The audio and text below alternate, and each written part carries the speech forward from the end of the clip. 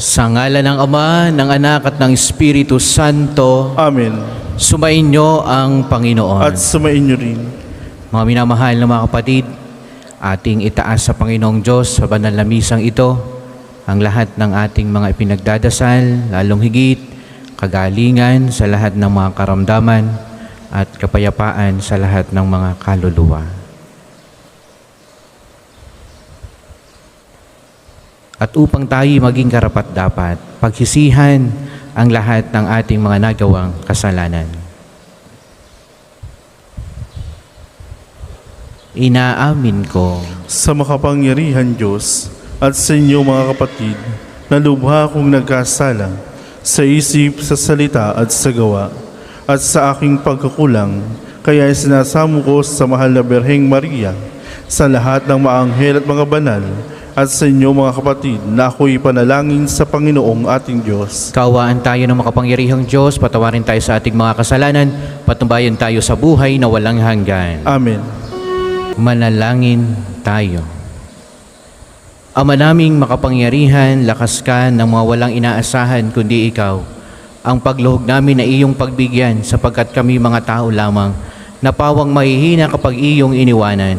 Kaya naman kami lagi mong tulungan upang sa pagtupad ng iyong mga kautusan, ikaw ay aming mabigyang kasiyahan sa aming iniisip at ginagawa araw-araw. Sa pamamagitan ni Kristo, kasama ng Espiritu Santo, magpasawalang hanggan. Amen.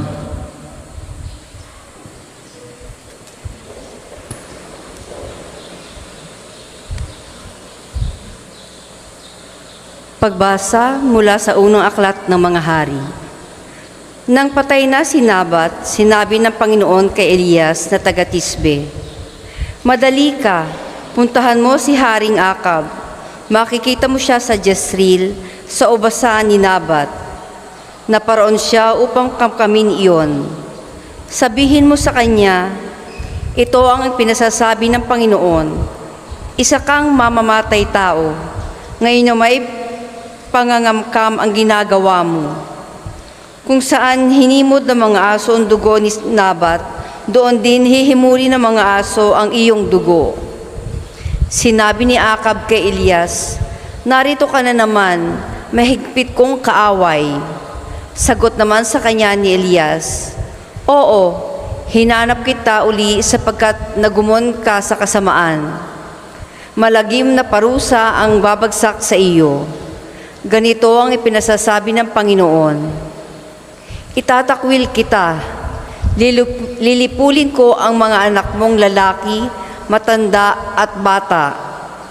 Parurusahan kita tulad ng ginawa ko sa angkan ni Jeroboam na anak ni Nabat at sa angkan ni Baasa na anak ni Ahiyas, sapagkat ako'y ginalit mo at binulid mo ang Israel sa pagkakasala. Ito naman ang sumpa laban kay Jezebel.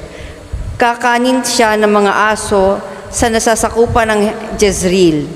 Sino man sa angkan ni Akab ang mamatay sa bayan ay kakanin ng mga aso. Sino mang mamatay sa bukid ay kakanin ng mga uwak. Dahil sa mga sulsol ni Jezebel, nagumon si Akab sa paggawa ng masama sa paningin ng Panginoon. Sumamba rin siya sa mga Diyos-Diyosan, gaya ng mga Amoreo, na pinalayas ng Panginoon pagdating ng bayang Israel sa lupaing iyon.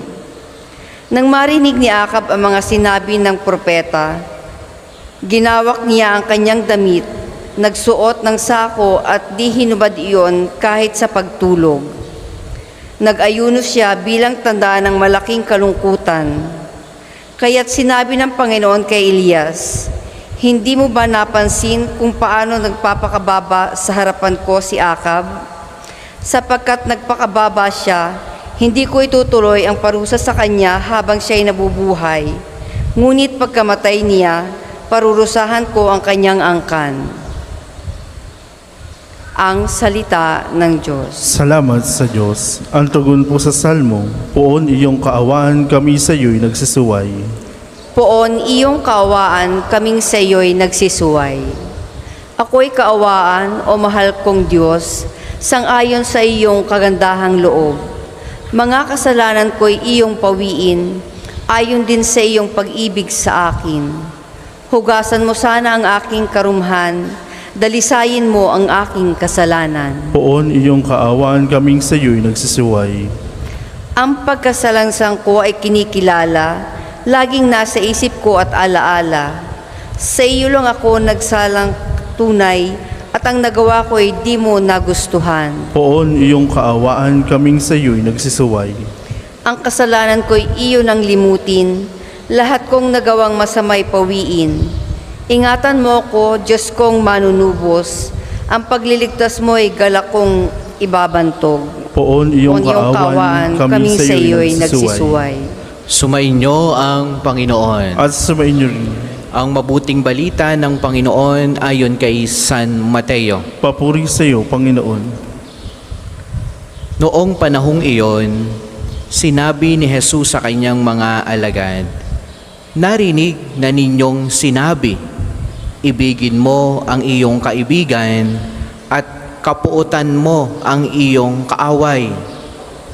Ngunit ito naman ang sabi ko, ibigin ninyo ang inyong mga kaaway at idalangin ninyo ang mga umuusig sa inyo upang kayo'y maging tunay na anak ng inyong amang nasa langit, sapagkat pinasisikat niya ang araw sa masama at sa mabubuti at pinapapatak niya ang ulan sa mga banal at sa mga makasalanan. Kung ang mga umiibig sa inyo ang siya lamang ninyong iibigin, ano pang gantimpala ang inyong hihintayin? Hindi ba't ginagawa rin ito ng mga publikano? At kung ang binabati lamang ninyo ay ang inyong mga kapatid, ano ang nagawa ninyong higit kaysa iba? Ginagawa rin iyon ng mga hintil. Kaya dapat kayong maging ganap gaya ng inyong amang nasa langit." Mga minamahal na mga kapatid, ang mabuting balita ng Panginoon. Pinupuri ka namin, Panginoong Hesukristo. Magandang umaga po sa inyong lahat. Atin munang muli palakpakan, purihin ang ating dakilang Panginoon, mga minamahal na mga kapatid. Ganoon din ang ating mahal at dakilang patron, Santo Padre Pio. Palakpakan natin, Santo Padre Pio. Marami tayong daladala ngayon na hinihiling kay Padre Pio at nawa ang mga may karamdaman, mga may special na intensyon sa oras na ito para sa kapayapaan ng mga kaluluwa ng mga yumao. Yan ang ating hinihiling sa pamamagitan ng banal na misa at sa tulong at panalangin ni Santo Padre Pio. Ating tingnan ang mga pagbasa ngayon. Sa Salmo, narito, "Poon iyong kaawaan, kaming sa iyo'y nagsisuway." Yan ang ating dasal. Poon kami iyong kaawaan, kaming mga makasalanan. Yan ang lagi nating dasal sa Diyos, sapagkat tayong mga tao marurupok, mahihina at laging paulit-ulit sa pagkakasala. Kaya yan ang ating dasal. At ito naman ay ito'y tugon, ito'y respond sa unang pagbasa na ating napakinggan. Kahapon kita natin yung may-ari ng ubasan nagustuhan ng hari. Itong sinabot ang kanyang ubasan, nagustuhan ng hari, ni Haring Akab, at gusto niyang kamkamin. Pero ayaw ipagbili sa kanya. Pero yung kanyang reyna, ang kanyang asawa, ang ginawa, pinagbintangan itong sinabot na siya'y nagsasalita ng hindi maganda sa Diyos at sa hari. Kaya siya'y ipinapatay. At nung siya'y patay na, kinuha na ng hari ang kanyang lupa. Pero alam ng Diyos ang kanyang ginawa. Kaya isang propeta ang sinugo sa kanyang harapan. Si Elisha, Si Elias. At ito ang sabi sa kanya ni Elias, dahil sa iyong kasamaan, sa iyong pangangamkam, sa iyong pakikinig, sa iyong asawa, sa suhol ng iyong asawa, ang nakalagay dito, dahil sa sulsol ni Jezebel, sa sulsol ng kanyang reyna, ang iyong mga anak ay mauubos. Parang sumpa, para siyang isusumpa ang kanyang mga angkan. Sila'y magkakang mamatay. At ang kanilang kamatayan ay hindi maganda. Lalapain ang hayop ng mga aso kung sila'y sa lansangan mamatay. At kung sila'y abutan sa kabundok at sa gubat, kakainin ng uwak ang kanilang katawan. Sabihin, dahil sa kasamaan, anong kasamaang ginawa? Pangangamkam. Ano pa? Pakikinig sa sulsol, no? Dahil sumasamba sa Diyos-Diyosan. Yung hari ay naging masama dahil siya'y nakinig sa sulsol ng kanyang asawa. Siya'y napasama. Kaya, at nung siya'y mapasama, siya'y pinarusahan ng Diyos. Pero itong hari, nung marinig niya, ang sabi ni Propeta Elias sa kanya, siya'y nagdamdam. Siya'y natakot sapagkat ang kanyang lahi ay parurusahan. At makikita natin yan sa mga susunod, mauubos talaga ang kanyang mga anak na lalaki. Magkakang mamatay, no? At ang sabi niya, anong ginawa niya? Nagdamit ng sako. Siya'y nagbalik loob sa Diyos dahil sa kasamaan na kanyang nagawa. Siya'y, anong kanyang ginawa? Siya'y nagdamit, magdamag na ang suot ay yung makate. Ano? Para ramdam na talagang siya'y nagbabalik loob sa Diyos, na siya'y nag-aayuno. Pero dahil sa kanyang ginawang yon, na nakita ng Diyos na siya'y nagbabalik loob, ang sabi, sa ngayon, hindi ka magdudusa. Pero pagkamatay mo, ang lahing susunod sa iyo ang magtatamasa ng parusa para sa iyo. Mga minamahal na mga kapatid, yan ay biblikal. Yan ay nangyayari. At mapapansin ninyo sa buhay natin, kahit minsan ito'y tanong ng mga tao, Father, sobra ko namang sipag, maghanap buhay. Ako na may walang ginagawang masama. Mabuti ako, ako'y patas kong lumaban.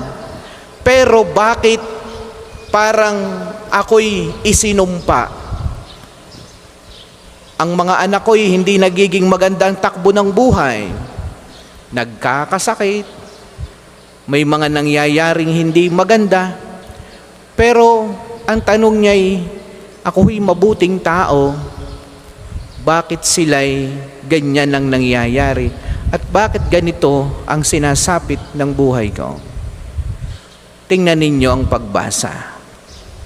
Marahil mabuting tao tayo, pero yung nauna sa atin, yung ating lolo, yung ating mga great-great-grandfathers, no? Yung ating mga lola, yung ating magulang, baka sila'y may kasalanang nagawa na ang nagdudusay tayo. At yan ay biblikal. Yan ay hanggang 4th generation. No? Anong gagawin ng mga taong matuwid dito? Nung dumating sa Jesus, ang tawag natin dito, ang mga inchik, may kanya-kanyang paniniwala dyan. Ang tawag ay healing of family tree. Hinihil ng mga inchik, sapagkat sila para silang meron ding paniniwalang ganyan. Hinihil yung family tree, yung mga naging takbo ng kanilang pamilya, yung naging takbo ng kanilang angkan. Hinihil, sabihin ay muling pinadadaloy ang biyaya, inaalis ang sumpa sa angkan, no? Sa ating panahon, paano natin yan ihihil kung ikaw ay dumadanas ng ganyan? Ang isa na naghihil at nagpapadaloy muli ng biyaya sa ganyan, sa iyong angkan, una, kung merong magpapahari sa inyong pamilya. Ang pari ang magpapadaloy ng biyaya sapagkat siya ang magtatamasa, siya ang magiging sakripisyo. para sa lahat. No? Eh, kung walang magpapari, papaano na? Kaya sa inyong angkan, pagdasal nyo na may magpari, siya ang sakripisyo nyo. Siyang iaalay sa Diyos. No? Padalwa, para mahil tayo at dumaloy ang biyaya sa ating angkan, itong itinatag ni Jesus na sakramento. Misa, mangumunyong ka, mangumpisal ka. No? Kung sa pamilya mo, may mga nagsasama pang hindi kasal, magpakasal. Padaluyin nyo ang biyaya sa pamilya nyo. Ano? Paagusin muli ang biyaya. Kaya nga sabi ni Jesus sa mabuting balita, dati ganito ang sinasabi sa lumang tipan. Ibigin mo ang iyong kaaway, ibigin mo ang iyong kaibigan, kauputan ng iyong kaaway. Pero ngayon sinasabi ko sa inyo, mahalin mo na ang iyong kaaway. Para muli ang biyaya dumaloy sa atin. Sabihin, huwag kang maghihiganti. Ang padaluyin sa pamilya ay biyaya ng Diyos. Padalwa, no? Huwag tayong masanay sa kasalanan. No? Huwag niyong sanayin na ang pamilya niyo ay namumuhay sa kasalanan. No? Sapagkat yan ay malaki ang epekto, may namumuong di maganda. Kaya, laging mabuhay sa biyaya ng Diyos, huwag dalhin ang sarili, pamilya, sa kasalanan. Bumalik sa itinatag ni Jesus na daluyan ng lahat ng biyaya, ang mga sakramento. Magsistayo po ang lahat. Manalangin kayo mga kapatid upang itong ating paghahain ay kalugdan ng Diyos Amang makapangyarihan. Tanggapin nawa ng Panginoon itong paghahain sa iyong mga kamay, sa kapurihan niya at karangalan sa ating kapakinabangan at sa buong sambayan niyang banal. Ama naming lumikha, kami ginawa mong may angking katauhan na dapat pakanin at pangalagaan at iyong dinudulutan ng banal na pakikinabang. Pagkaloob mong kami huwag magkulang sa mga inuukol mo sa aming kapakanan sa pamamagitan ni Hesukristo kasama ng Espiritu Santo magpasawalang hanggan. Amen. Sumainyo ang Panginoon. At sumainyo rin. Itaas sa Diyos ang inyong puso at diwa. Tinaasa namin sa Panginoon. Pasalamatan natin ang Panginoong ating Diyos. Marapat na siya'y pasalamatan. Ama naming makapangyarihan, tunay ngang marapat na ikaw ay aming pasalamatan sa pamamagitan ni Kristo na aming Panginoon. Siya ang salitang katuwang mo at kapiling nung ang lahat ng umiiral ay iyong likhain. Siya'y sinugo mo para kami sagipin at palayain. Kaya't siya'y kinalingan ng mahal na Berhen. Naging kanyang inang totoo sa kapangyarihan ng Espiritu Santo. Inako niyang sundin ang loob mo at kamtin ng sambayanang banal para sa iyo. Pinagtiisan niyang iunat sa krus ang kanyang mga kamay upang magwakas ang kamatayan at mahayag ang pagkabuhay. Kaya, kaisa ng mga anghel na nagsiawit ng papuri sa iyo nang walang humpay sa kalangitan, kami nagbubunyi sa iyong kadakilaan.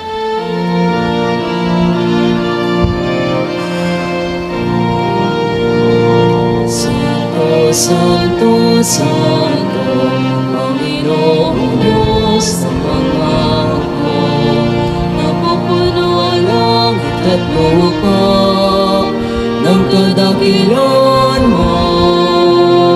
Hosana, Hosana, sa kaitaasan, pinagpala na paririto sa ngalan ng Panginoon. Hosana, Hosana, sa kaitaasan.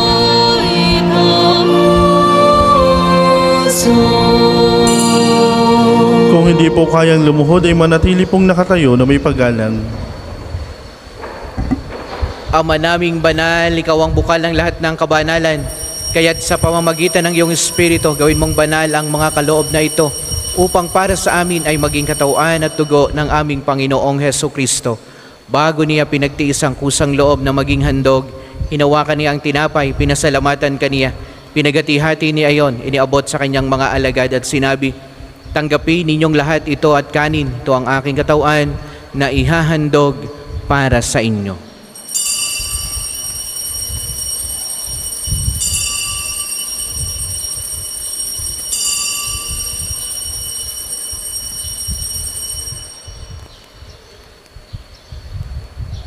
Gayon din naman, noong matapos ang hapunan, hinawakan niya ang kalis, muli kaniyang pinasalamatan.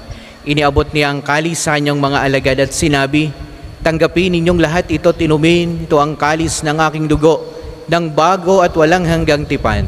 Ang aking dugo na ibubuhos para sa inyo at para sa lahat sa ikapagpapatawad ng mga kasalanan.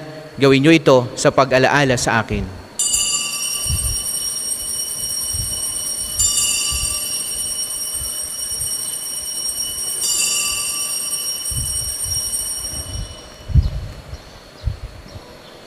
Ipagbunyi natin ang misteryo ng pananampalataya. Si Kristo'y namatay, si Kristo'y nabuhay, si Kristo'y babalik sa wakas ng panahon. Ama, ginagawa namin ngayon ang pag-alaala sa pagkamatay at muling pagkabuhay ng iyong anak.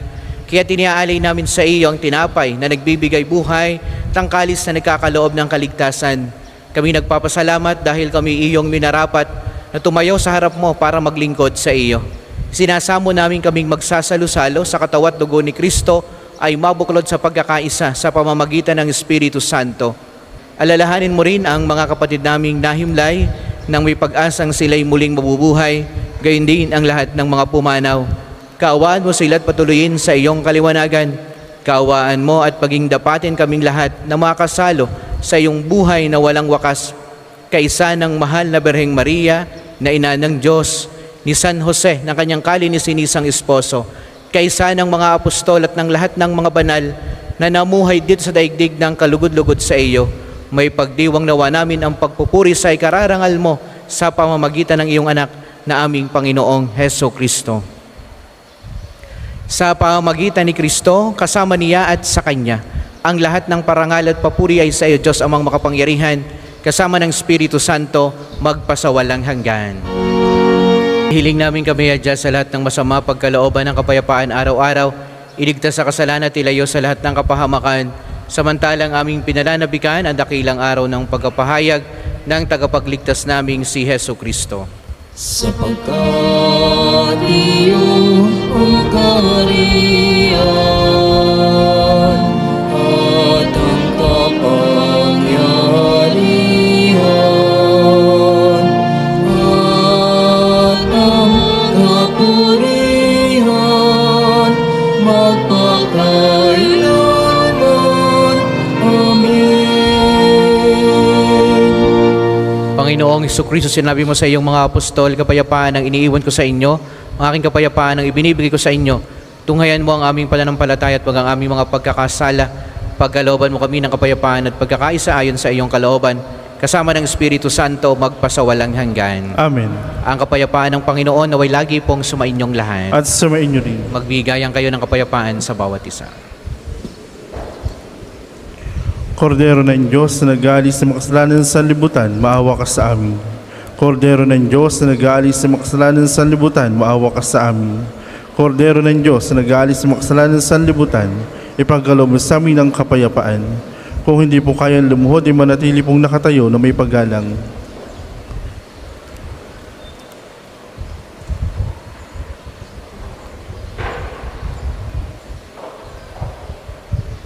Ito ang kordero ng Diyos, ito ang nag-aalis ng kasalanan ng sanlibutan. Mapalad ang mga inaanyayahan sa kanyang banal na piging. Panginoon, hindi ako karapat-dapat na magpatuloy sa iyo, ngunit sa isang salita mo lamang ay gagaling na ako.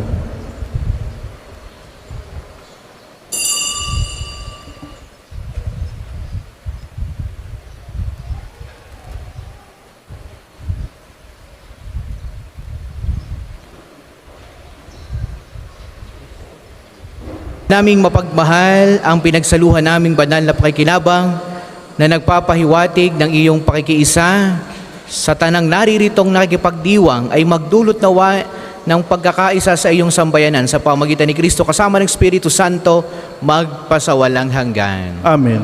Sumainyo ang Panginoon At sumainyo rin. at pagpalaing kayong lahat ng makapangyarihang Diyos, ang Ama, ang Anak at ang Espiritu Santo. Amen. Ang banal na misa ay alay na humayo kayong lagi sa pag-ibig ni Kristo. Salamat sa Diyos.